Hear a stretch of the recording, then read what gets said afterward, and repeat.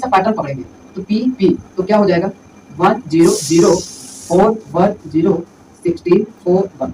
तो दो बार मल्टीप्लाई कर सकते हैं तो कितना होगा 1 0 0 4 1 0 16 4 1। तो पहले जब तक पैटर्न नहीं समझ आए तब तक हम इसको सॉल्व नहीं कर पाएंगे। तो मेन क्या पैटर्न को पकड़ना। तो कितना हो गया पी स्क्वायर तो कितना 1 का 1 के साथ 0 का 0 तो कितना आ जाएगा 1 बाकी सब क्या हो जाएगा 0 इसका करोगे 0 0 0 कितना आ गया 0। अब इसका थर्ड वाले रो के साथ सॉरी कॉलम के साथ तो इसका रो थर्ड वाले कॉलम के साथ 0 0 0। अब सेकंड वाला रो फर्स्ट वाले कॉलम तो 4 4 कितना हो गया 8 8 को मैं क्या लिख सकता हूँ 4 into 2। दूसरा वाला देखो सेकंड रो सेकंड कॉलम 0 1।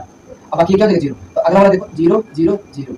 इसको देखो 16 into 1 ठीक। अगला वाला क्या हो जाएगा 16 और ये 4 तो मतलब मैं इसको क्या लिख रहा हूँ 16 into 1 प्लस 4 into 4 और ये कितना हो गया प्लस 16 into 1 इतना हो गया। तो मैं इसको क्या लिख रहा हूँ 16 प्लस सॉरी तो 16 प्लस 16 प्लस 16 तो कितना एक जो हमारा 16 मैंने तो उसको पकड़ लिया जैसे इसमें 4 था मैंने 4 का रखा हुआ 16 मैंने 2 को मल्टीप्लाई किया कैसे है क्योंकि 8 वर्थ देखो 4 4 8 वर्थ मैंने इतना किया। इसी तरह मैं इसी तरह इसको भी बनाना चाहता हूं। देखो क्या हो जाएगा 16 प्लस 32 तो यहां से 16 को कॉमन लो तो कितना बनेगा 1 प्लस 2 बन जाएगा। तो मैं यहां क्या लिख रहा हूं देखो ताकि मुझे पैटर्न समझ में आ जाए बस 1 प्लस 2। अब इसका क्या हो जाएगा 16 16। अब सेकंड रो में देखो 0 4 और 4 तो कितना आ गया 4 into 2 और इसका कितना 0 0 1 कितना आ गया इतना आ गया।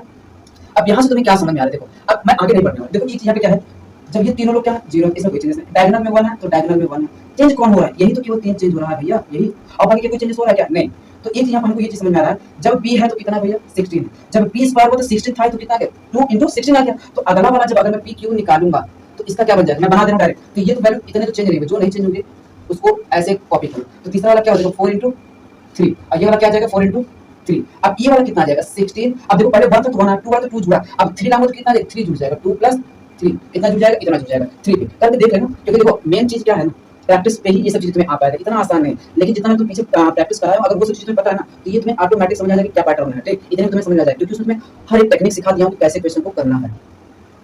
तो अब मैं इसको हटाता हूं ठीक। तो अब मुझे कितना चाहिए p के पावर 50 तो p के पावर अगर मुझे 50 निकालना है कितना p के पावर 50 तो कितना हो जाएगा। तो इसके वैल्यू में कोई चेंजेस नहीं हुआ है ठीक इतने के वैल्यू में कोई चेंजेस नहीं हुए। तो अब 4 into कितना कितनी पावर 50 क्योंकि जब 2 था तो 2 आया तो कितना गया 50 लेकिन इसमें कितना होगा 16 तो रहेगा ही भैया। ये कहां तक चलेगा 1 2 3 और ये कहां तक जाएगा 50 तक कहां तक 50 तक। अब ये वाला जो सेकंड वाला टर्म होगा ये कितना होगा 4 into 50 ये कितना होगा 1 इतना आ गया। चलो ये तो इसको थोड़ा लगेगा मैं सॉल्व कर देता हूं क्या होगा। तो 1 to 50 तक अगर सम करोगे तो कितना आएगा 50 तक सम करोगे तो क्या आएगा। तो इसका टर्म होता है कितना 50 into 51/2 तो इसको सिंपलीफाई करोगे तो 225 into 51 तो इसको थोड़ा सा लगेगा सॉल्व कर देते हो कितना आ जाएगा 25 into 25 कितना हो गया 2 और ये कितना ठीक। तो कितना आ गया टोटल हमारा इतना तो इतने को मैं हटा